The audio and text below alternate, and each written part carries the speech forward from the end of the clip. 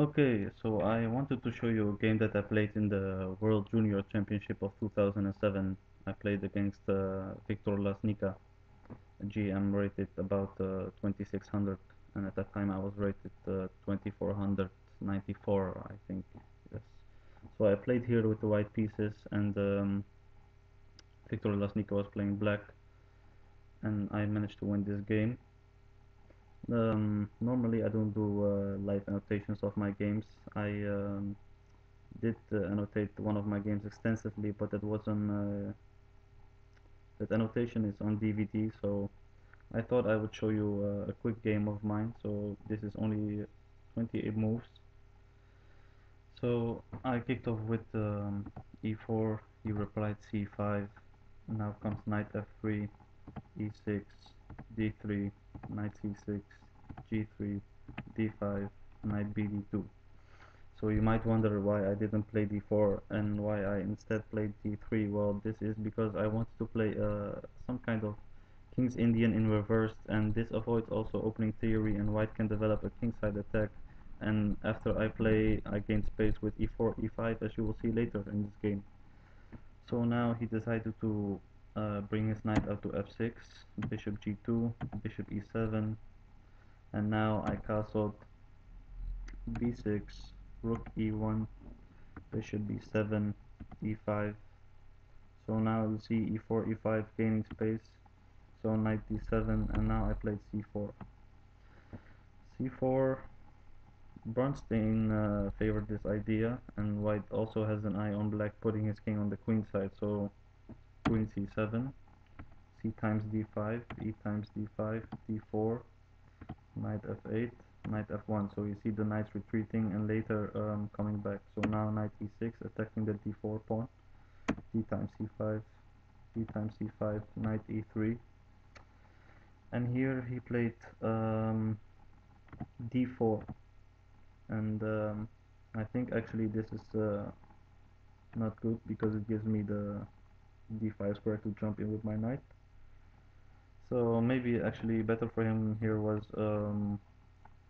rook d8, or after knight takes d5, rook takes d5, queen takes d5, knight c d4, queen takes b7, queen takes b7, knight times d4, and then okay, so already the exchange down, and we have one pawn more than black, so this position is playable, but luckily he played d4, so he played d4 after I played knight d5, he went queen d7.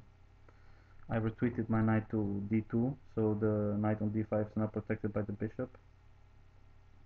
So now he played a pretty aggressive move, knight b4.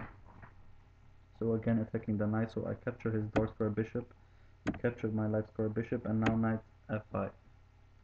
So he retreated his bishop to d6, sorry d5, and now my knight comes into e4, he plays king f8, I kick the knight and the knight goes to c6, and now queen h5.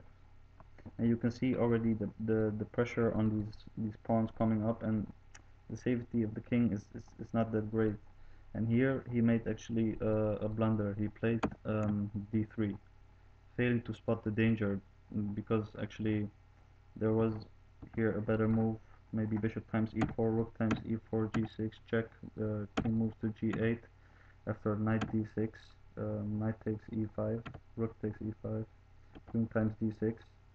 Okay, even though the black rook is trapped, black still has some chances, so that was maybe better to play.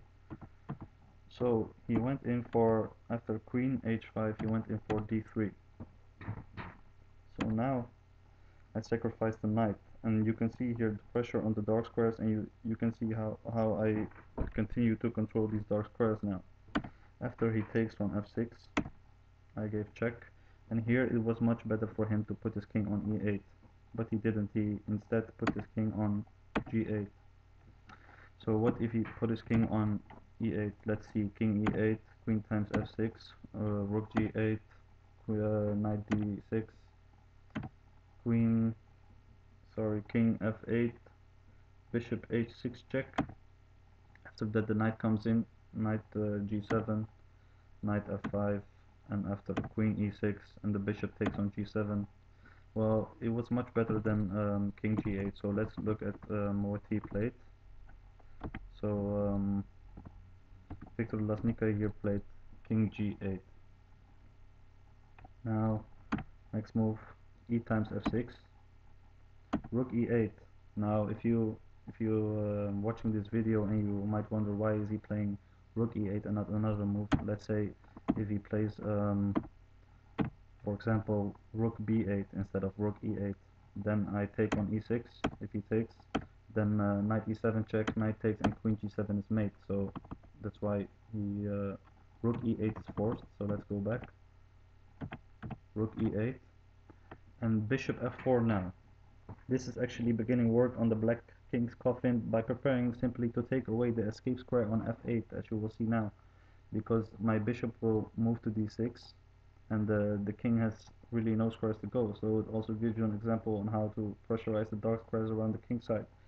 And these knights also very strong in this game. So that's why after I snapped off his dark square bishop and he took my light square bishop, I didn't take his bishop on g2, but instead retreated my knight to f5. Okay, so next move, rook c8, bishop d6, knight cd4, and now comes the finishing touch, queen g7 check.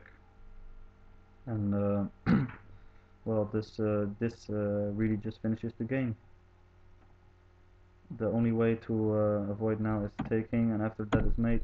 So you can see already this game. So I was quite pleased when I won this game. I got 7 out of 8 in that tournament after I won this game from Viktor Laznicka. So I hope you enjoyed this short introduction in one of my games, and maybe later on I will show you another game of mine. Hope you enjoyed it, and thanks for watching.